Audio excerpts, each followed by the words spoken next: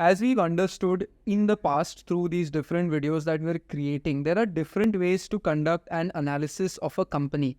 So continuing with our series where we're explaining concepts to you with the help of some examples, today we want to take up the PESTEL analysis. Now, this is a concept that is widely tested throughout different ACCA levels. For example, in ACCA Business and Technology, in your Strategic Business Leader paper, or in your Advanced Performance Management or APM paper. So what is PESTEL analysis? So very simply put, it's an analysis of 6 different factors: political, economical, sociological, technology, environmental, and legal. Now, what I want to do is, rather than diving into a lot of theory, I want to take up the example of Coca-Cola, and together we can do the PESTEL analysis on Coca-Cola. So let's talk about political factors first. What could be different political factors? Coca-Cola operates in several countries, and if any of these countries sort of change their tax policies or things of this sort which are political in nature, it will have a direct impact on Coca-Cola. Can Coca-Cola counter these? Absolutely not. Or it is very difficult to counter these and find a work around them, because these are political factors that Coca-Cola as a company cannot control. But what they can control is they can control the sort of countries in which they operate. If the country is sort of exposed to huge changes which can be done through historical trend analysis, then probably Coca-Cola can find ways of navigating this and finding other markets. The second factor, which is economic factors. Now, what do they mean by this?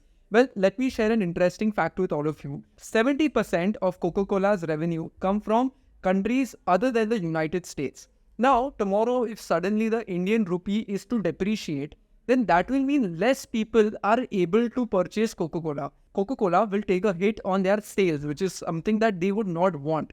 And this is all down to various economic factors in different countries. Again, is a workaround possible? Yes, but it is difficult. Next, we talk about sociological factors. So I'm sure a lot of your friends around you or your family, they've often been telling you that highly, aerated drinks, Coca-Cola and drinks of a similar sort have a lot of sugar and a lot of caffeine, which is not good for you. As awareness grows around these topics, less people will want to actually have Coca-Cola, and a huge majority of people will shift to healthier alternatives. So this is the sort of impact that sociological factors can have. Next, we talk about technology. Now, very simply, if Coca-Cola wants to increase their sales, they would go through a digital marketing approach. In today's world, everyone has a smartphone. So the best way to reach people is through their smartphones. And this is the sort of impact that technology can have. Also, technology can be used in the way Coca-Cola is manufactured through their different machineries being installed in their plants, so on and so forth.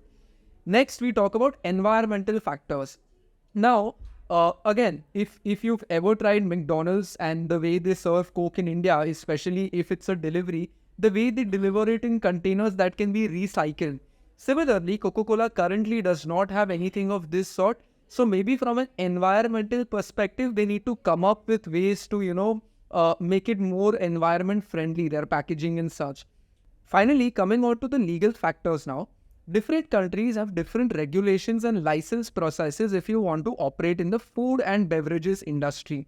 Now, there is a screening process that happens, and on basis that you are given an approval to be able to sell your products. So Coca-Cola, depending on which market and which country they want to operate in, will always have to opt for a license, and this is the legal factor. Similarly, guys, I have just named one factor in each of these 6 different analysis that we carry out.